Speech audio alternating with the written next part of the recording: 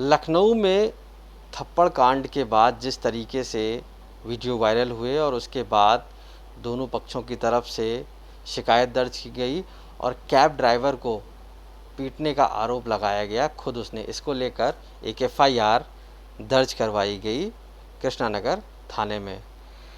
हम पूछते हैं, चूँकि कल अब पुलिस इसमें चार्जशीट लगाने की बात कर रही है, प्रदर्शनी जो इसमें जिनके ऊपर आरोप लगे हैं थप्पड़ मारने का, वो केस में बुलाई गई थी, काफ़ी देर उनसे बातचीत की गई। उनसे पूछते हैं आखिर क्या पूरा प्रकरण रहा था और क्या क्या कल हुआ।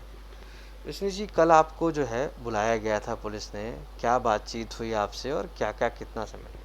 देखिए, जब भी मुझे जिस दिन पुलिस ने बुलाया था, परसों आई गेस, तो उन्होंने मुझसे इन्वेस्टिगेशन में वही सारे सवाल पूछे जो लगभग मतलब मीडिया ने मुझसे सवाल पूछे हैं। तो उन वहाँ पे मैंने उनका पूरा सहयोग किया, उनको सारी बात बताई कि on incident day what happened. तो उसके बाद उन्होंने जो है मतलब थोड़ा सा प्रोसेस ऑन होल्ड लगा दिया, और फिर मुझे उनसे रिसीविंग चीज़ें चाहिए थी तो वो मुझे नहीं मिली।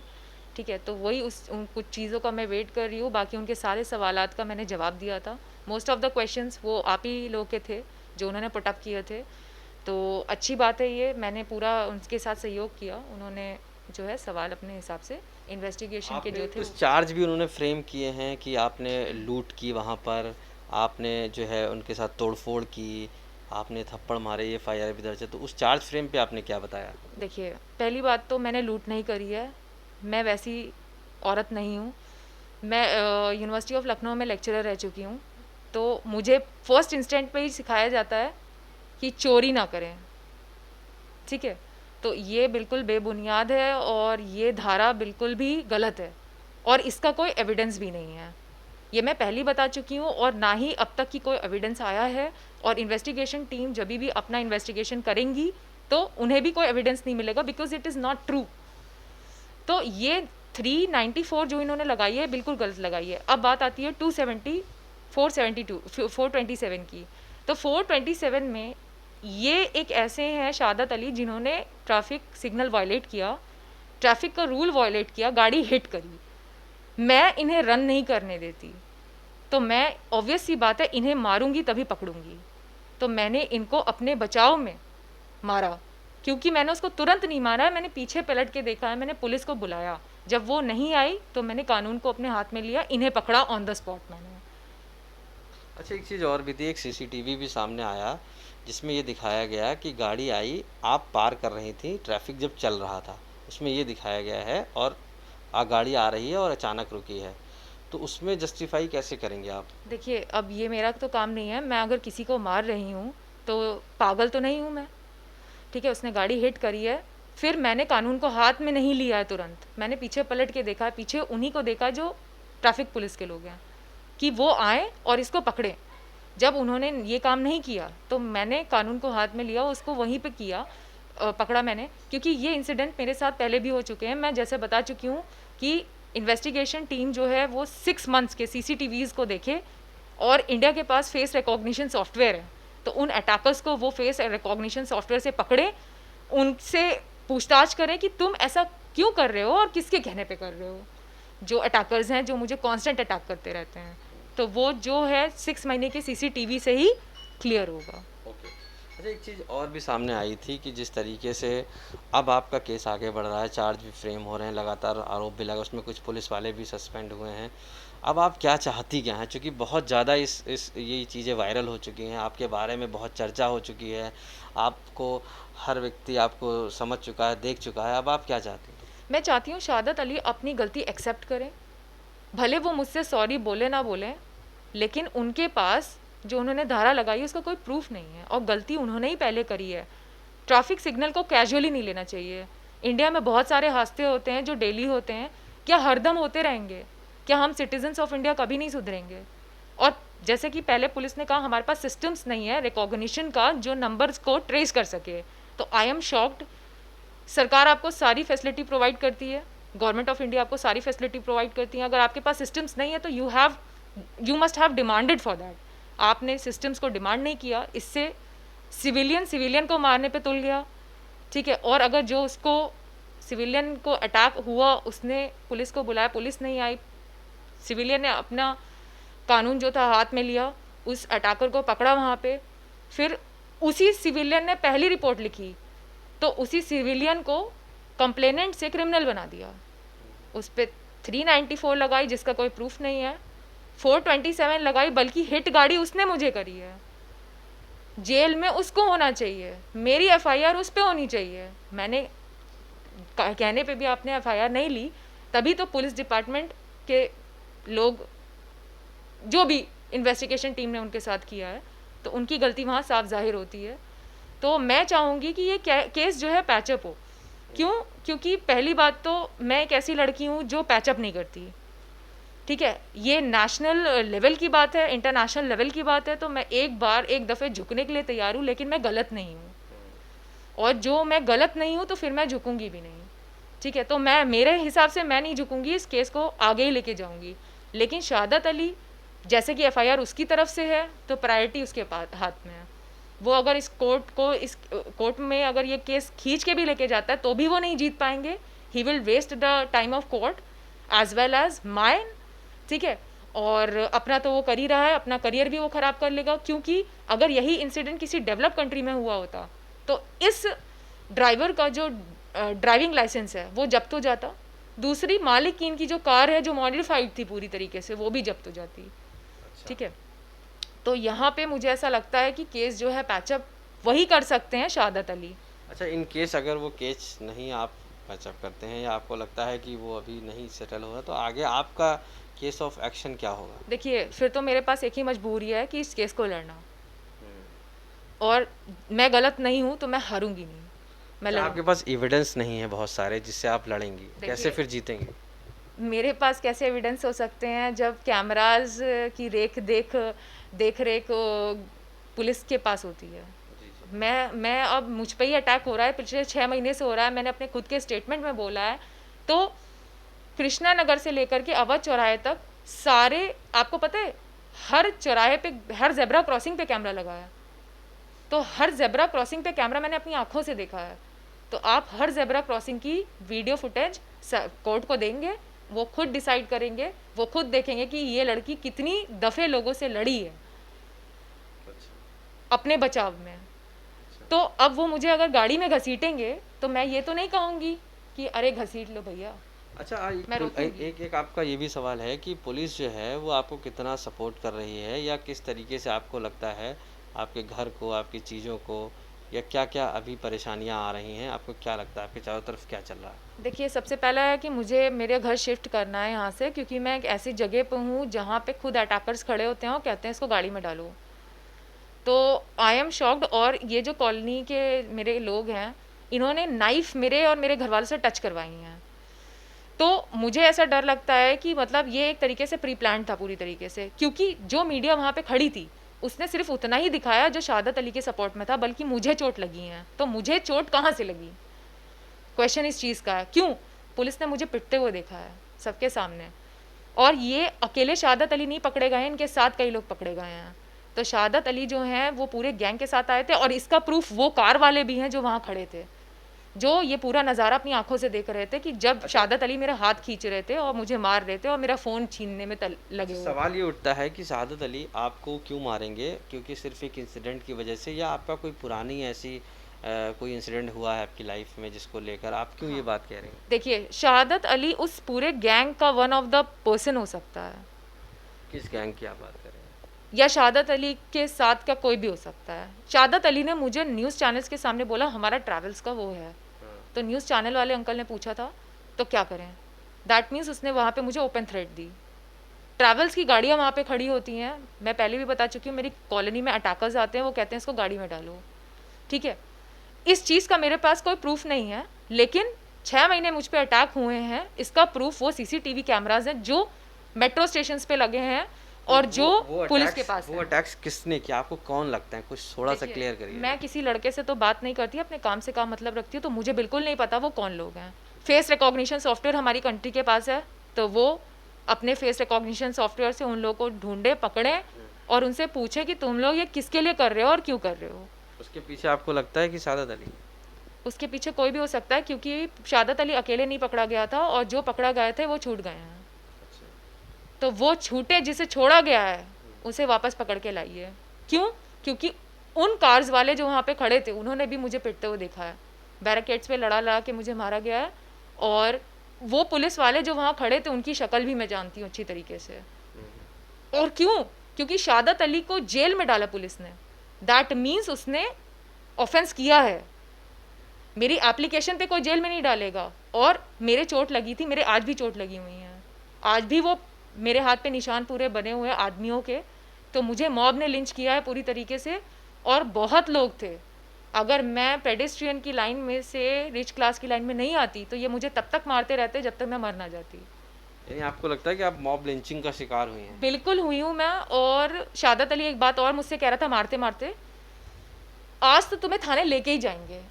इसका मतलब ये है कि ये उनमें से एक है जिसको सारी बातें पता थी। और इस चीज़ का कोई प्रूफ नहीं है, लेकिन इस चीज़ का एक और प्रूफ है।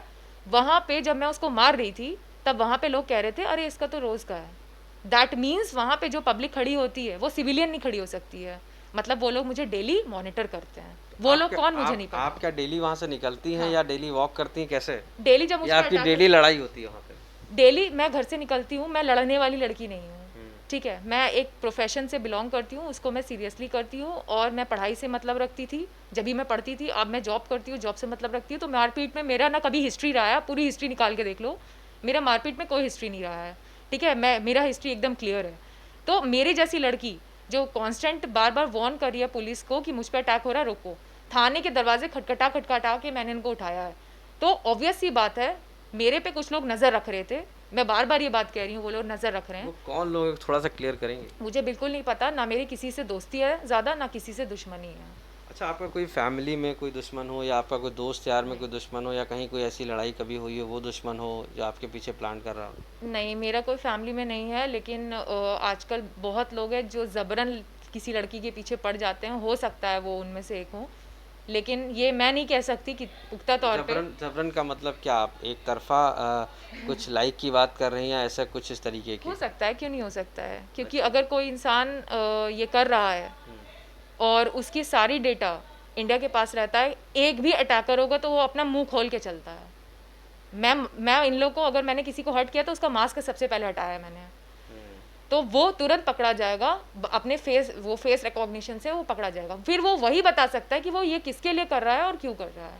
तो आपको ये लगता है कि कुछ लोग आपके पीछे पड़े हुए हैं, या चाहे वो आपको एक तरफा प्यार की बात आप कर रही हैं वो भी हो सकती है, या किसी और तरीके के भी कि आपके पीछे पड़ के वो आपको हासिल करना चाहते हैं, इस तरीके की? पहली बात तो मुझसे कोई प्यार क्यों करेगा, ठीक है। और अगर कोई कर रहा है तो वो क्यों कर रहा है मुझे भी नहीं पता। और क्या इसका इंटेंशन है इसके पीछे वो भी मुझे नहीं पता। तो ये वही लोग बता सकते हैं जो मुझ पे कांस्टेंट अटैक करते हैं। वो 6 महीने के सीसीटीवी फुटेज वही सारे राज खोल सकते हैं और कोई राज नहीं खोल सकता। और वो होटल्स जिनके बाहर साइड में टहलती थी, मैंने 1-2 अटैकर को पकड़ा है जो होटल्स से के बाहर घूम के मुझे छेड़ रहे थे। मैं उन्हें खींच करके थाने तक की लेके गई थी। तो वो सारे सीसीटीवी फुटेजेस निकलवाए जाए जिस रोड्स पे मैं टहलती थी, जिन सोसाइटीज़ के अंदर मैं जाती थी।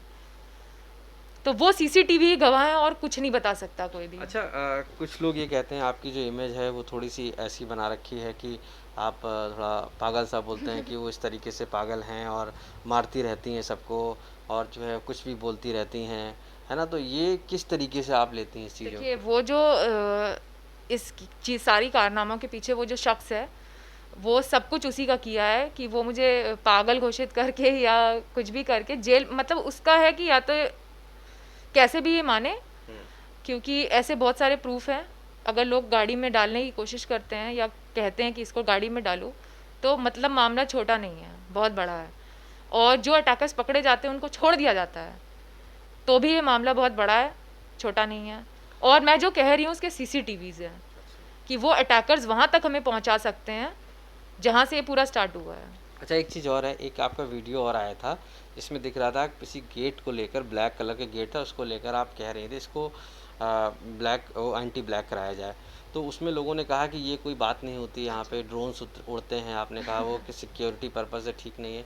तो लोगों ने ये भी कहा कि वो इस तरीके की बातें ठीक नहीं है और आपको गलत ठहराया। पहली क्या? बात तो देखिए, नेशनल सिक्योरिटी में ड्रोन सिस्टम आता है। अगर मुझे कुछ अनयूजुअल एक्टिविटीज़ लगती है मैं बताती हूँ, तो ड्रोन्स का उड़ना लाजमी है, क्योंकि नेशनल सिक्योरिटी में अब हमारी टेक्नोलॉजीज अपडेट हो चुकी हैं, तो अगर आप कोई भी चीज़ बताते हो तो हमें सिक्योरिटी प्रोवाइड होगी, चाहे कैसी भी होगी। तो मैंने बचपन से लेके आज तक कभी काले घर अपनी लाइफ में नहीं देखे। मैं आपसे पूछती हूँ ये सवाल, क्या आपने देखे हैं कभी? ये आप मेरे एरिया में अभी भी निकलिए, वो काले घर बने हैं। तो क्या मैंने, वजह है उनका? हाँ, क्या वजह था उनका? वजह यूपी पुलिस के लोगों ने खुद वो घर बना रखा है। तो आई वॉज शॉक्ड। तो मैं भाग करके कृष्ण नगर गई थी, मैंने बताया कि हमारे घर के पास कुछ अनयूजुअल एक्टिविटीज़ हो रही हैं, तो इसे रोकिए, वो काले काले घर बन रहे हैं। तो उन्होंने मुझको उस दिन भेज दिया। फिर मुझे पता चला कि ये जो किया है जिसने, जिसके घर काला बना है, मैंने अपने बचपन से काले घर नहीं देखे। आपने देखे हैं? आपने भी नहीं देखे हैं, तो अनयूजुअल हुआ ना। तो मैं गई। काले घर कोई पेंट करा सकता है, उसकी अपनी अपनी राय है, अपनी मर्जी है, मैंने अपना। अपनी लाइफ में कोई काले घर पेंट हुए भी नहीं देखे अपनी आंखों से। लेकिन वहां पे शायद गेट की चर्चा थी, कुछ नहीं, गेट। गेट नहीं है, 3 दीवार पेंट है, वो भी 20 से 40 फीट से हाई है वो। क्या वजह थी उनके पीछे, बताइए? I don't know. लेकिन जब मैं उस आदमी से बात करने गई कि मैंने कहा कि ये तुम्हारा घर जो काला पेंट है, ये मतलब इसको सही कराइए, क्योंकि पुलिस खुद कहती है मेरे से नहीं, ये अलाउड नहीं है। ठीक, तो वो मुझको धक्के मारे उस आदमी ने, जो यूपी पुलिस का है, गालियाँ दी। अब ये जो मैं कह रही हूँ, ये उसके सीसीटीवी में कैद है, जो उसके घर के अंदर लगा हुआ है। फिर मुझे थ्रेट दिया कि ये सीसीटीवी मैंने तेरे लिए लगवाए हैं। अच्छा, तो बेसिकली जब आप वहाँ पे, एक सवाल ये उठता है, जब आप वहाँ पर इंसिडेंट था, जब ये थप्पड़ कांड एक तरीके से हो रहा था, वहाँ पर आपने जिस तरीके से थप्पड़ मारे उसको, ये कहा जा रहा था कि बड़ा एक्सपर्टाइज थी आप उसको मारने में, बड़ा आप इस तरीके से मार रहे जैसे कोई आर्मी का मारता है, और आप रुकी नहीं। और एक दो में चलिए ठीक है, अगर अगर मारपीट होती है तो एक दो तीन चार बाद आदमी रुक जाता है, लेकिन आप लगातार कंटिन्यूसली थप्पड़ पे थप्पड़ मार रही थी। ऐसा क्या था कि आपको लग रहा था कि नहीं, आज इसको थप्पड़ से ही मार डालना है? मैं तंग आ चुकी थी यूपी पुलिस से, क्योंकि जब भी मुझ पे अटैक्स होते हैं तो यूपी पुलिस सिर्फ खड़े होकर देखती है। वो अटैकर्स को कहती हूँ मैं, चोर है पकड़ो उसको, उसने चुराया, उसको अटैक किया, उसको पकड़ो। ये पीछे पीछे धीरे से जाते थे तो वो छूट जाते थे, वो फिर से आ जाते थे, फिर मुझसे कहते थे मेरे घर वाले IAS हैं, जो तुम्हें करना मतलब कर लो, और 2-4 गालियाँ मुझको बक देते थे। ठीक है, इसके अलावा मैंने जो कह रहे हैं कि ऐसे गंदी तरीके से मारा, गुस्सा भी एक चीज़ होती है कि जब मैं पुलिस को बुलाऊं वो ना आए। ट्रैफिक पुलिस को जब मैं बुलाई थी, ट्रैफिक पुलिस नहीं आई, तो मुझे गुस्सा आता है। मुझे उसको वहाँ पकड़ना था, क्योंकि मुझे पता था कि ये सारी चीज़ें एक दूसरे से कनेक्टेड हैं। तो मैंने उसको पकड़ा। कोई मुझे हिट कर देगा, मैं उसे रन नहीं करने दूंगी। मैं एक ऐसी लड़की हूँ जो मैं दौड़ के पकड़ूंगी, लेकिन उसको पकड़ूंगी ज़रूर। तो मैंने उसको पकड़ा। मैं 10 साल से वर्कआउट कर रही हूँ, तो ऑब्वियस ये बात है कि मेरे ताकत है। मैंने उसको सिर्फ थप्पड़ मारे, घूसा नहीं मारा। चाहती तो मैं उसको गंदी तरीके से भी मार सकती थी, लेकिन मुझे पता था कि उसको पकड़ना है, इसीलिए मैं पुलिस का वेट कर रही थी कि पुलिस के आने तक का। जब पुलिस आ गई मैंने उसे छोड़ दिया है। दैट मीन्स क्या, मैं चाहती हूँ पुलिस अपना काम करे, ट्रैफिक पुलिस, मुझे कानून अपने हाथ में नहीं लेना पड़े। यानी कि आपका मतलब है कि पुलिस ने अपना काम नहीं किया, इस वजह से आपने उसको थप्पड़ मारे? पुलिस ने अपना काम, ट्रैफिक पुलिस को मैं बुला रही थी। ये मामला यूपी पुलिस से नहीं कनेक्टेड है, ये मामला ट्रैफिक पुलिस से कनेक्टेड है। तो मैं ट्रैफिक पुलिस को पीछे मुड़ के उसको मैंने तुरंत नहीं मारा है, मैंने पीछे पुलिस को बुलाया, ट्रैफिक पुलिस को। जब वो नहीं आया तो कानून को मैंने अपने हाथ में उठाया, और मुझे ये था ये जो आदमी मुझे हिट कर गया, आज मैं इसको पकड़ के रहूँगी।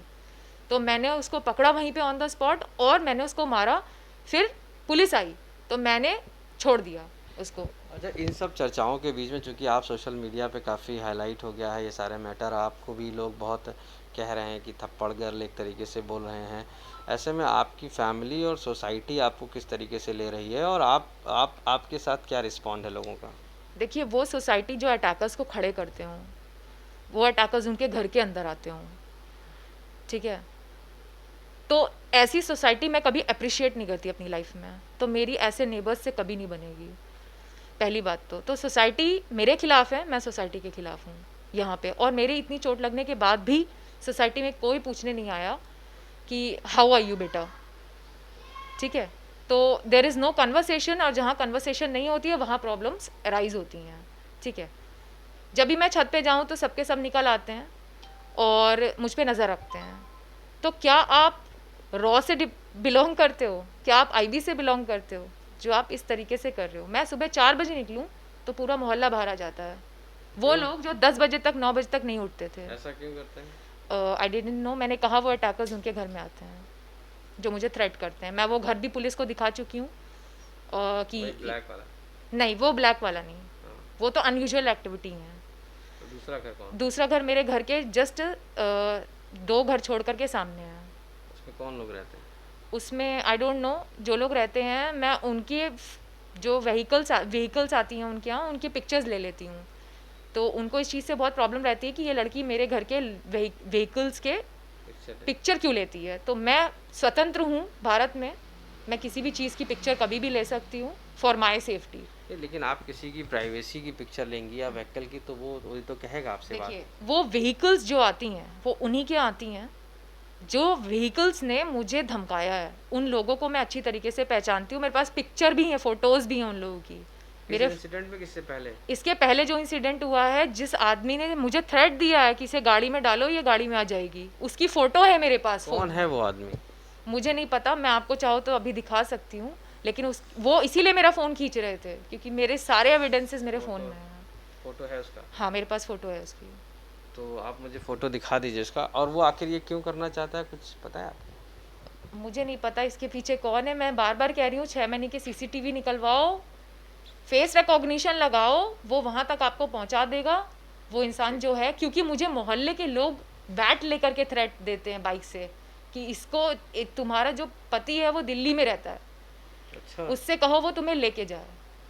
तो आपका पति है क्या दिल्ली में?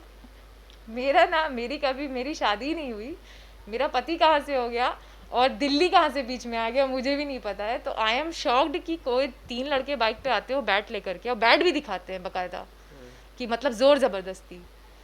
तो क्या वो जबरदस्ती क्या आपसे शादी करना चाहते हैं या कहीं भेजना चाहते हैं आपको? मुझे नहीं पता, ये तो वही बता सकते हैं जो दिल्ली वाले हैं।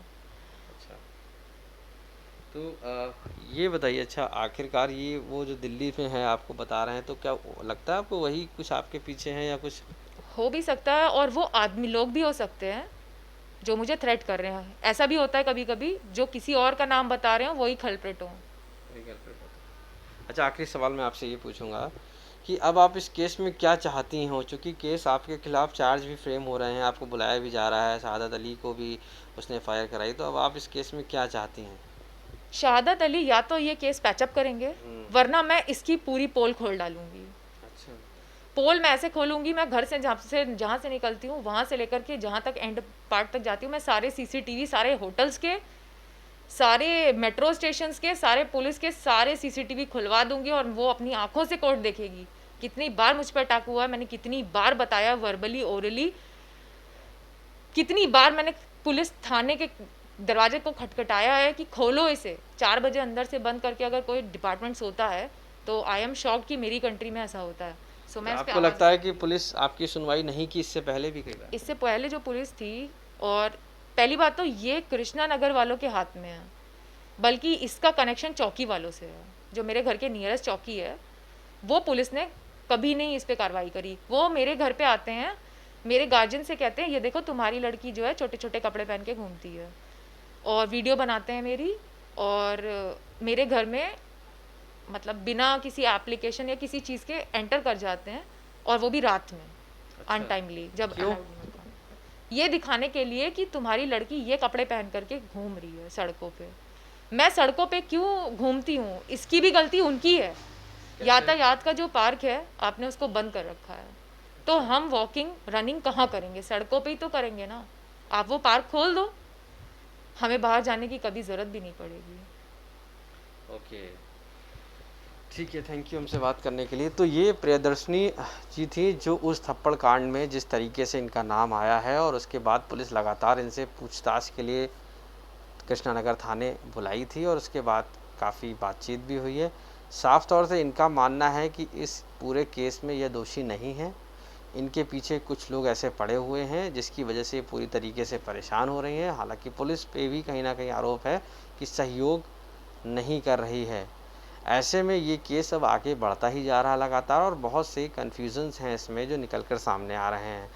एक और बड़ी बात इन्होंने ये कही है कि ये केस शहादत अली यानी कि जिसने इसकी मुकदमा लिखवाया है इनके खिलाफ़, वो अगर ये वापस लेता है तो ठीक है, नहीं तो इस केस को ये आगे ले जाएंगी और इसमें काफ़ी कुछ नए बदलाव भी लाने की जद्दोजहद करेंगी।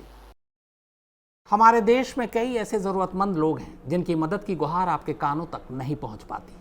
न जाने कितने ही ऐसे बेबस लोग हैं जो मजबूर हैं पैसों के साथ। आपकी एक थोड़ी सी मदद इनकी ज़िंदगी बदल सकती है। तो डोनेट करने के लिए या बाकी जानकारी के लिए आप नीचे दिए गए डिस्क्रिप्शन पर क्लिक करें।